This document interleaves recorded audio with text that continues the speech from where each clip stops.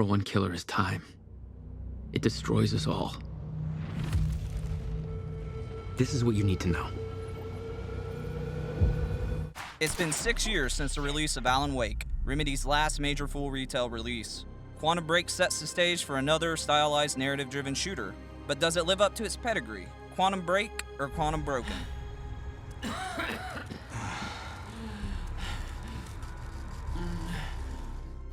The premise of Quantum Break starts the way many sci-fi stories begin, a scientific breakthrough gone wrong. You play as Jack Joyce, portrayed by actor Shawn Ashmore, who is frantically invited by soon-to-be antagonist Paul Serene, actor Aidan Gillen, to take part in a slightly illegal scientific experiment.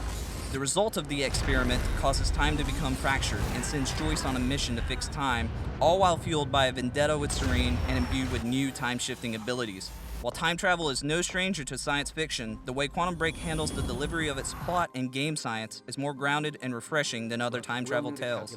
The time machine in Quantum Break is no TARDIS. There are rules for how time travel works in this universe. We don't see our hero bouncing around different eras of history, but rather around the major events of the game. Your first journey back in time, 2010. The cast of characters makes up an important part of the game, and many other known actors portray most of them.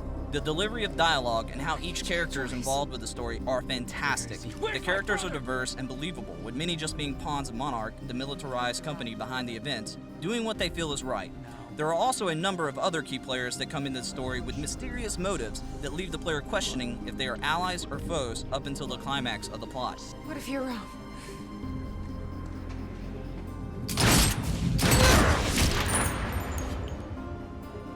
Beyond the cutscenes and radio dialogue, the narrative is further fleshed out with scattered intel pieces throughout the 5 chapters of the game. These include computer terminals and cell phones with emails bouncing between characters and personnel, paper clippings, radios, and scattered notes. These include humorous extras to important narrative details, with a few being vital to understanding some of the characters and events.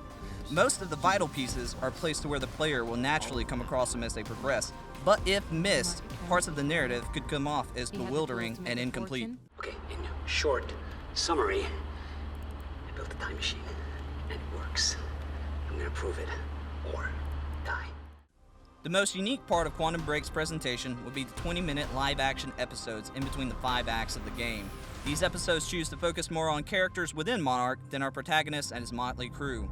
This shows the people of Monarch not as being the bad guys, but as people thinking they're doing their part for the greater good or trying to protect something important to them.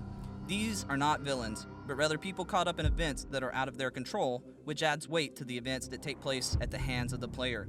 As for the choice to use live action rather than pre-rendered cutscenes, it pays off, for the most part. All of the characters in-game are modeled and voiced after the live-action counterpart, so each character is easily recognizable, and the performance from these actors is for the most part believable, with few exceptions. These episodes are filled with humor, subterfuge, action, and betrayal. The live-action episodes can also be skipped for those that prefer to just experience the gameplay, but should be experienced to get the full force of the narrative.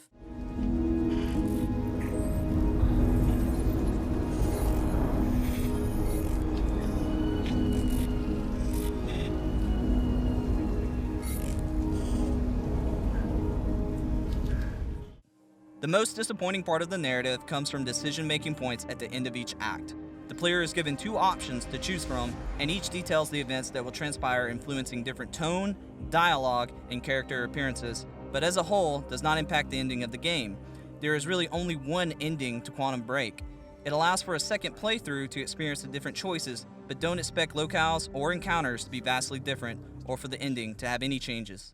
I want constant eyes on him. Yes, sir. You got it. The environments are varied and beautiful, and can range from an island compound gala with fireworks to a rundown community pool. As you progress, time is continuously stopping and rewinding, allowing you glimpses into the past and creating unique visuals and set pieces. A glaring issue I have to talk about is the use of lens flares. Sections that took place at night would have every light source from fireworks to streetlights giving a flare effect. In many areas, it was very distracting and at times unbearable, taking me completely out of the experience. Quantum Break is a third-person shooter at face value, but shooting is more of a means to an end. There is your typical assortment of machine guns, shotguns, rifles, and pistols, but none feel particularly necessary, as you can get through any encounter with a starting pistol if you desired. The time-altering powers of Jack Joyce are what's center stage when it comes to gameplay. These powers include a spider sense style ability that highlights narrative objects and enemies, an area of effect blast, a dashing mechanic, a time-slowing shield, a time bubble that freezes anything inside, and a time-slowing run. Most of these abilities are also unlocked during the first hour, allowing you to experiment with them early on. One of my go-to combos was to dash up to a grunt, knocking him into the air, and follow up with a shotgun blast, only to dash to cover or to the next grunt nearby. Beyond combat, these abilities are also crucial for some environmental encounters and platforming. These parts serve more as transitions to encounters and to fill in narrative that would otherwise be too much to soak in during a firefight, but can sometimes drone on a little long.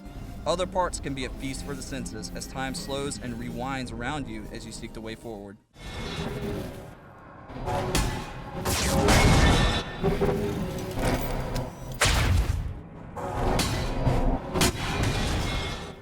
As you progress through the game, you have the option to seek out chronon sources in the environment, which serve as upgrade points to your abilities that can range from adding more dashes before cooldown or a larger area of effect with your time bubbles. Finding these upgrades are not necessary, but allow you to chain combos more effectively and makes it much easier on some of the harder encounters. The enemies you encounter as you make your way through the chapters also become more varied and come with different abilities of their own. For example, in several situations I encountered enemies that carried dampeners that would negate your abilities in their area, making you rely on your guns to take them down immediately or to get distance between them to engage other enemies in the area. Throw in rushing shotgunners with body armor, tanky behemoths that could only be taken down from behind, and enemies with suits that allow them to dash around as you do, and you come up with some challenging situations. As a whole, if you play it safely, the game is fairly easy on normal difficulty, with only a handful of game over screens in my playthrough. All right.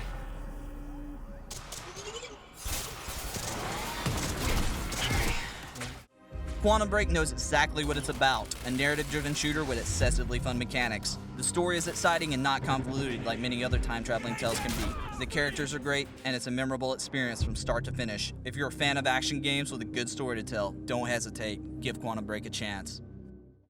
Going too fast for you?